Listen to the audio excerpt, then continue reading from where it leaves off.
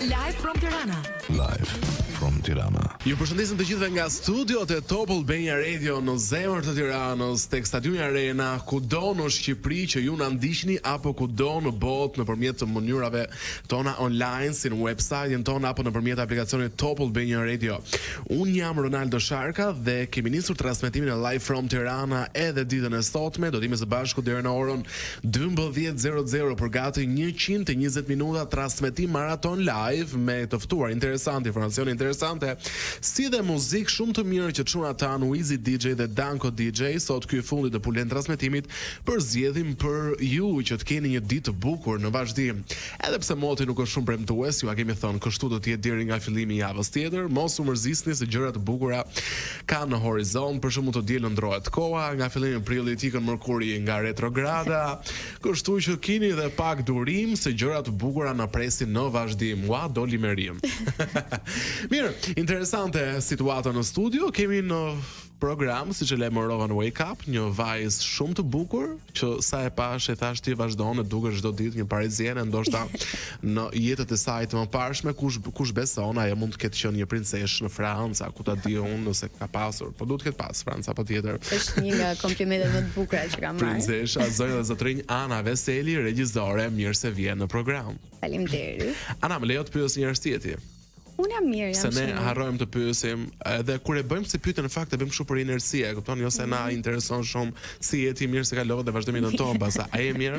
Jam shumë mirë, faleminderit që më pyete. Ti si je? Je e lumtur? Unë jam shumë e lumtur. Më bëhet qefi dhe unë jam mirë. Ana Veselin, fillimisht do të flasim pak për profesionin e saj, pasionin e saj. Regjizore të gra janë të pakta, por janë të suksesshme zakonisht, por mbi të gjitha është e pamundur të mos bëjmë sikur publiku nuk ka interes, pavarësisht që nuk mund të jetë më e mira që një gazetar mund të bëj, por nuk mund ta mohojmë dot që një gazetar ka interes për raportin tonë me Aldo Markun, i cili ndodhet i izoluar prej 3 muajsh në Big Brother, kështu që do të diskutojmë pak në të gjitha, por tani se nga më e rëndësishmja, si është të jesh regjizore në Shqipëri? Në fakt është e vështirë, sepse siç të gjithë e dim, industria e artit, sidomos e filmit dhe televizionit, nuk është ka një zhvillim shumë të madh. Buxhetet që jepen për filma nga shteti nuk janë në nivelin që duhet, por ne mendoj që po ja dalim dhe po mundohemi që ta ngrim këtë industri dhe ta bëjmë më të suksesshme.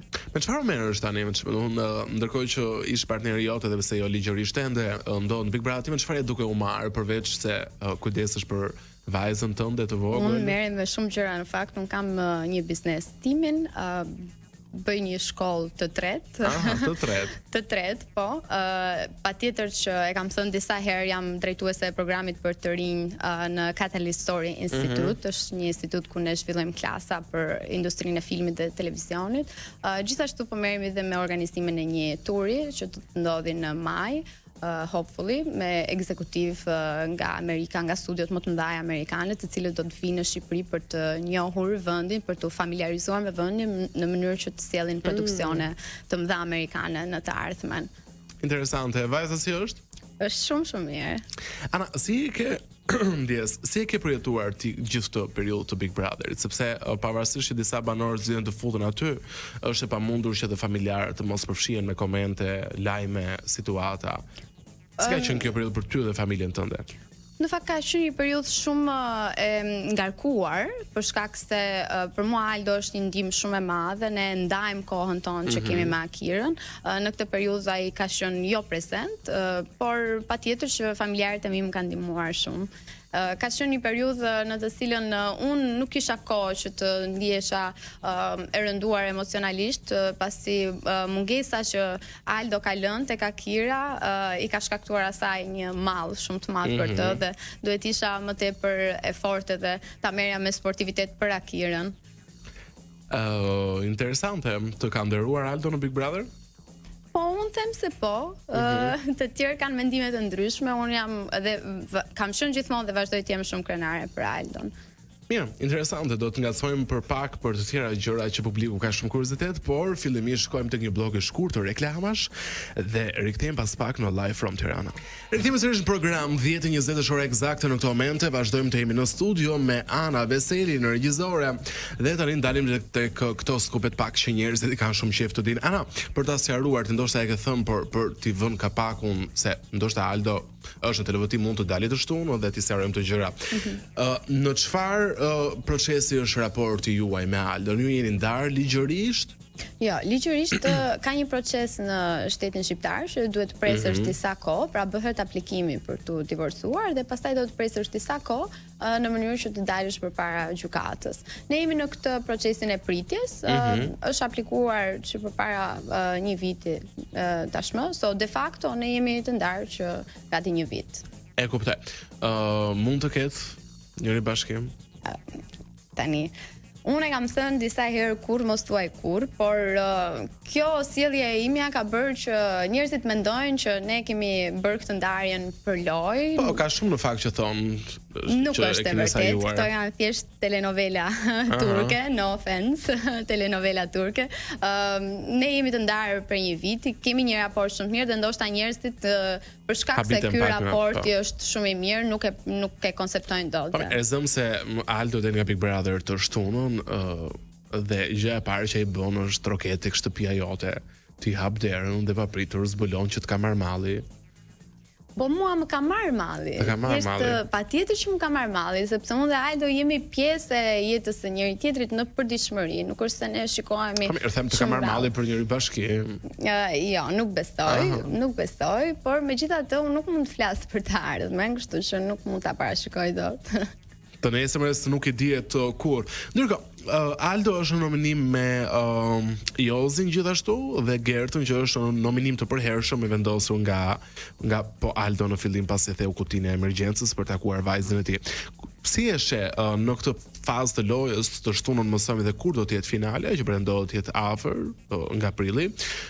A del Aldo të shtunën sipas? Unë mendoj që dy të rrezikuarit janë Aldo dhe Josi, patjetër. Nuk do doja që të dilte Aldo, po ka një probabilitet që Aldo të dalë. Unë mendoj që Aldo hyn tek ata banorë që edhe nëse unë nuk do të kisha një marrëdhënie të afërt familjare me të, do të ishte në një nga të preferuarit e mi. Megjithatë, jo të gjithë shqiptarët kanë preferencat e mia. Kështu që prandaj tregojmë shumë realiste kur them ka një probabilitet. Unë mendoj që Aldo edhe Josi janë dy karaktere komplet të ndryshëm, janë dy meshkuj shqiptar të stile komplet të ndryshme. Dy botë larg, për ironi të fatit kanë të njëjtin mbiemër dhe vinë nga i njëjti vend, por mendoj që shqiptarët do duhet të tregojnë çfarë shembulli mashkulli do duan të shohin më tepër në ekranet e një televizioni shqiptar. Që zakonisht duan atë që bën më shumë show, domethënë nuk e kanë shumë qef argumentat, edukatën, e sidomos në Big Brother kryesisht paktën, ose duhet të ishte një paketë e kompletuar, pra.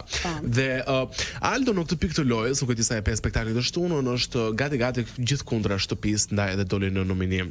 E kanë akuzuar pak që është skull, që luan në rrogoz. Sa lidhen këto akuza në jetën e përditshmërisë me Aldon? Patjetër që nuk lidhen, unë kam thënë disa herë që Aldo nuk është skuqse dhe nuk e ka në natyrën e tij që të bëj veprime të tilla. Mendoj që ai presioni që ti je në një lojë dhe duhet të sillesh si në një lojë. Pra unë dhe ti nuk do silleshim njësoj nëse do të ishim duke biseduar tani këtu ose nëse do të ishim duke luajtur për 100.000 euro. Kështu që duhet të bësh çfarë duhet të bësh. Megjithatë, nuk mendoj që është vetëm Aldo që i ka bërë ato veprime, pra në këtë kontekst duhet të etiketoheshin të gjithë. Ka ardhur radha thuaj për t'i prerë kokat njëri tjetrit, metaforikisht. Patjetër. Kjo shpjegon edhe marrëdhënien pak të komplikuar kohët e fundit me Danjen. Dgjoj, Aldo është etiketuar në një farë forme si Don Giovanni i këtij Big Brother, thuhet që ka flirtuar me shumë vajza, është akuzuar fillimisht me Livian, pastaj me Olon, pastaj me Rizartën, ku patën edhe një moment që është bërë shumë viral, por do të pyes për pak me të. Së fundi akuzoi dhe Danja për mënyrën se si ai e sheh. Si ish partneri i tij, por jo ende ligjërisht, si të bën të ndihesh këto komente që sheh Aldon aty që Tani akuza, s'është akuzë një herë, por që etiketohet si një flirtues i madh. Nuk është se është një akuzë e keqe, e para. E dyta, unë më mirë do doja që të shikoja në ekran televiziv një flirt, pra një ndjesi të mirë dhe një energji të mirë, se sa ta shikoja Aldon duke debatuar ose duke ofenduar femrat, gjë që e kanë bërë banorë të tjerë aty brenda. Kështu që nëse do isha me zgjedhjes, do zgjidhja gjithmonë që të shikoja Aldon në një sjellje të tillë, dhe pse jo, duke i bërë komplimenta vajzave, vajzat janë shumë të bukura. Ke pasur një moment, një ndjenjë xhelozie? Jo. Thuaj të vërtetë. Jo, xhelosia nuk është jo vetëm në raport me Aldon, por edhe me raport. Po mirë, dakor, për një person që e ke pasur, ke qenë familje me të, ke një vajzë, nuk të ka kapluar ndonjë emocion kështu i çuditshëm? Jo, sepse un kam qenë ajo që i kam përjetuar ato flirtime apo emocione të bukura që Aldo tani mund të jetë duke ia dhuruar dikujt tjetër. Kështu që pse jo? Pikërisht pra nga që ke përjetuar, po them. Po nuk ndodh në natyrën time që të jem xheloze. Je në siklet? Një çik. Pse je në siklet? Sepse nuk di ta shpjegoj ndryshe. Njerëzit nuk e besojnë që unë nuk kam asnjë ndjesi të keqe brenda vetes, as xhelozi, as të pritshmëri. Edhe kur më vën përpara faktit që shiko se ti duhet tjerë, se ti njeri je njeri me gjak edhe me mish dhe duhet ta ndjesh këtë gjë, jo, nuk e ndjej. Mirë, qartë, më pëlqen në perspektiva dhe mënyra se ti e sheh jetën dhe botën, por sa ka nga ana tjetër një moment shumë viral është bërë në rrjetet sociale, është diskutuar dhe në studio televizive, një moment ku Aldo dhe Rizarta ka qenë poshtë Erganit, preke i thoshte ky, po jo, thoshte kjo se nuk e mbaj më mirë se çfarë i thotë, nuk kam fuqi. Nuk kam fuqi të ta prek. Domethënë, këtë video ma ka dërguar miliona herë dhe tha që i kam prekur muskulin e barkut. Aldo ka tentuar që të prek muskujt e barkut. Dhe unë në fakt kam qenë me mikeshën time më të ngushtë kur ka ndodhur kjo, kur ma ka dërguar videon, dhe e pash videon dhe kishte diçka që nuk shkonte në atë video. Thash, it doesn't make sense, domethënë. Edhe mënyra se si ishin formuar fjalit nuk bënte sens. Pra, një njeri i rritur e kupton këtë gjë. Edhe duke menduar dhe duke analizuar tipin e Aldos, tash, okay, e kuptova. Ka qenë duke fol për muskujt e barkut. Edhe kur Rizarta doli dhe shpjegoi këtë gjë, I was like, e thjesht e njoh Aldon shumë mirë. Po mirë, duke qenë se ti e një Aldon shumë mirë. Dhe duke qenë se ai tha dhe Rizartës që nëse kjo gjë na funksionon jashtë, doja të vazhdonim jashtë për shkak se nuk do doja që vajza ime të shite një raport tjetër publik. Mendon ti që mund të përputhej Aldo me Rizin? Nuk e njoh Rizartën. Ai sa ke parë? Ai sa kam parë, mendoj që Rizarta është një vajzë e re, më duket shumë interesante. Duket një vajzë e urtë, e lezetshme, nuk di çfarë të them gjëra të tjera përveç se këto të përgjithshmet në lidhje me të. Nëse Aldo e ka parë si partnere potenciale, atëherë mua më bëhet qefi edhe pse jo, do doja ta takoja kur të dilnin jashtë. Vërtet. Po. Nëse Aldo del të shtunën, do shkosh ta presësh në Top Channel? Jo, fatkeqësisht nuk e bëj dot këtë, sepse Akira në ato orar flen gjumë. Unë duhet të fle bashkë me Akirën. Por nëse bie dera? Nëse bie dera, patjetër që do ta hapim edhe do bëhet fest. Zora dhe zotërinj Ana Veseli, regjizore, faleminderit që ishe me ne sot në Live from Tirana dhe të uroj një ditë të bukur në vazhdim. Gjithashtu edhe unë. Danko na çon tashmë pak në një blok të shkurtër reklamash dhe rikthehemi pas pak me muzikë të mirë dhe informacione interesante.